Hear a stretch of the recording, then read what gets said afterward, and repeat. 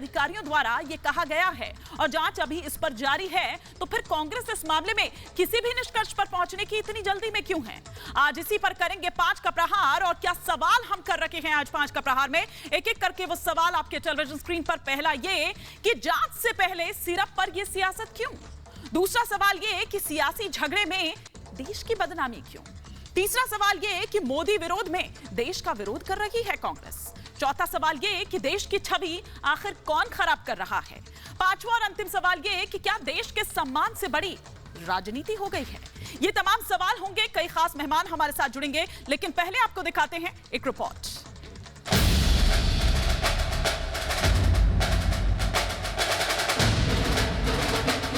देश के सियासी गलियारे में सिरप पर संग्राम छिड़ा है। वजह है उज्बेकिस्तान का भारतीय दवा कंपनी पर आरोप। उज्बेकिस्तान ने आरोप लगाया है कि भारतीय दवा कंपनी मेरियन बायोटेक की सिरप पीने से 18 बच्चों की मौत हो गई। ये अनार उगा के हर साल 1 एकड़ की जमीन पर 10 लाख कमा रहे हैं। उनसे सीखना है तो फ्रीडम ऐप को अभी डाउनलोड कीजिए। इन आरोपों के बाद भारत सरकार ने जांच के आदेश दे दिए, लेकिन कांग्रेस को इस पर भी सियासत सूझ गई। कांग्रेस नेता जयराम रमेश ने ट्वीट कर सरकार को घेरना शुरू कर दिया। उन्होंने ट्वीट कर लिखा कि made in India cough syrup जानलेवा साबित हो रहा है।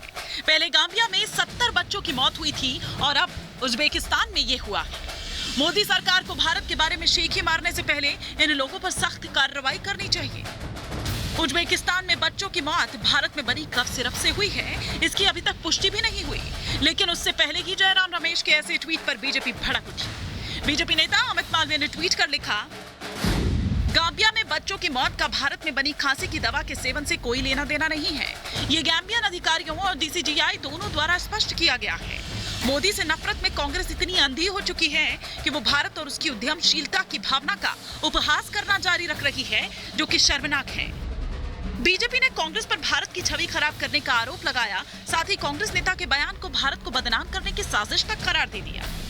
राम रमेश जी ने बड़े दुखद बात है कि यह कहा कि जाम्बिया में और उज्बेकिस्तान में कुछ बच्चों की गलत दवाई पीने से मृत्यु हुई, जो कि वहां की सरकारों ने भी कहा। उस पे उन्होंने कहा कि मेड इन इंडिया दवाइयों की वजह से मृत्यु हुई। अरे, भारत को बदनाम करने के लिए कांग्रेस पार्टी किस सीमा तक जाने के लिए तैयार है, जबकि वहां की सरकारें बता चुकी हैं गलत दवाइयों के कारण मृत्यु हुई। और हमें यह भी पूछना चाहता हूं कि कोविड के बाद के दौर में जब फार्मास्यूटिकल इंडस्ट्री में भारत ने बहुत तेजी से छलांग लगाई है और टॉप 10 एक्सपोर्टर्स में से एक हो गया है, दूसरी तरफ चीन की फार्मास्यूटिकल इंडस्ट्री में भारी गिरावट आई है। हर जगह जहां पर आवश्यकता होती है कार्रवाई होती है, और जो अभी न्यूज रिपोर्ट आई है उसमें स्पष्ट हो गया है कि ये बिना प्रिस्क्रिप्शन के गलत रूप से इस्तेमाल किया गया। लेकिन दुर्भाग्यपूर्ण है कि कांग्रेस पार्टी और उसका नेतृत्व हर चीज में दोष लगाने में लगे रहते हैं और ऐसे चाहते हैं कि भारत की छवि खराब हो जाए। जयराम रमेश के ट्वीट के बाद सिरप पर सियासत चरम पर है। इस बीच स्वास्थ्य मंत्री मनसुख मांडविया ने कफ सिरप की जांच के आदेश दे दिए हैं। उन्होंने ट्वीट कर बताया कि सूचना मिलते ही यूपी ड्रग कंट्रोल और सीडीएससीओ की टीम ने मेरियन बायोटेक के नोएडा फैसिलिटी का संयुक्त निरीक्षण किया। निर्माण परिसर से कफ सिरप के नमूने लेकर परीक्षण के लिए क्षेत्रीय औषधि परीक्षण प्रयोगशाला चंडीगढ़ भेजे गए हैं। जांच की रिपोर्ट आने तक सिरप का प्रोडक्शन और एक्सपोर्ट बंद कर दिया गया है। हालांकि मेरियन बायोटेक का ये दावा है कि उनकी ओर से कोई कमी नहीं है। अफसोस है, कहते हैं अब किस वजह से डेथ हुआ, अभी जो है गवर्नमेंट यहाँ इंक्वायरी कर रही है, अंडर इन्वेस्टिगेशन है। जो रिपोर्ट आएगी उसके बाद जो है रिपोर्ट आने के बाद जो है सही चीजें मालूम होंगी। हमारी तरफ से कोई प्रॉब्लम नहीं। फिलहाल सिरप की जांच जारी है, लेकिन इसके बीच सियासत भी खूब हो रही है। अब सवाल हालांकि ये है कि जांच से पहले सिरप पर सियासत क्यों? क्या मोदी विरोध में देश का विरोध कर रही है Congress? Bureau report, Republic Bharat.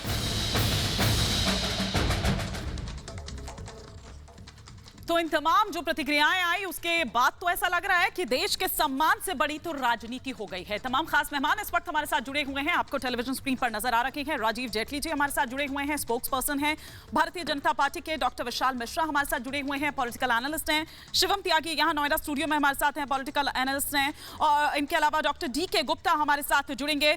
Manoj Tiwari ji हमारे साथ जुड़े हुए हैं, लीडर हैं कांग्रेस के यहाँ नोएडा स्टूडियो में। मनोज सिंह काका हमारे साथ जुड़ने वाले हैं, स्पोक्स पर्सन है समाजवादी पार्टी के। डॉक्टर सुनील कुमार कुमार सिंह भी हमारे साथ जुड़ेंगे, लेकिन इससे पहले कि चर्चा की शुरुआत की जाए एक बार ग्राउंड पर हम रुक करते हैं, क्योंकि हमारी सहयोगी अंजलि इस वक्त वहीं मौजूद हैं। अंजलि, मैं आपसे ये समझना चाहूंगी कि एक टीम और यहां पर पहुंचने वाली थी, लेकिन जहां पर आप इस वक्त मौजूद हैं, क्या वहां पर किसी तरह की कोई प्रतिक्रिया आई है, क्या कोई सफाई आई है उधर से? बिल्कुल, देखिए अभी तक तो यहाँ पर जो भी सफाई आई थी वो स्पोक पर्सन ने दे दी थी कि जांच होगी और जांच के बाद ही कारण स्पष्ट हो पाएंगे कि उज्बेकिस्तान में जो बच्चों के 18 बच्चों की मौत हुई है वो किस कारण हुई है। दूसरी तरफ तस्वीर ये भी सामने आ रही है कि यहाँ पर अंदर जो ऑफिशियल्स मौजूद हैं वो बाहर आएंगे, क्योंकि एक टीम अंदर मौजूद है पहले से ही। और दूसरी तरफ ड्रग इंस्पेक्टर ने भी जाँच पड़ताल की थी। उनका ये कहना है कि अभी जो सैंपल लेकर के भेजे गए हैं वहाँ उस सैंपल की जांच होगी और उस जांच के बाद जो नतीजा आएगा, नतीजे के बाद ही स्पष्ट हो पाएगा कि क्या वाकई में डॉक-1 मैक्स ही एक बड़ी वजह है उन बच्चों की मौत के कारण की। फिलहाल यहाँ पर देखिए अभी भी ये जो बाहर से गेट है वो बंद करके रखा गया है। इस कंपनी के दो तरफ से गेट है और दोनों ही गेट को बंद करके रखा गया है। और अंदर जो है वो इस कंपनी के जो भी कर्मचारी हैं, अधिकारी हैं, वो अंदर मौजूद है। फिलहाल अंदर की जो हलचल है वो हम नहीं अभी बता सकते हैं, लेकिन जो अंदर से जो जानकारी मिल रही है कि यहाँ पर ऑफिशियल्स मौजूद हैं। ये अनार उगा के हर साल 1 एकड़ की जमीन पर 10 लाख कमा रहे हैं। उनसे सीखना है तो फ्रीडम ऐप को अभी डाउनलोड कीजिए।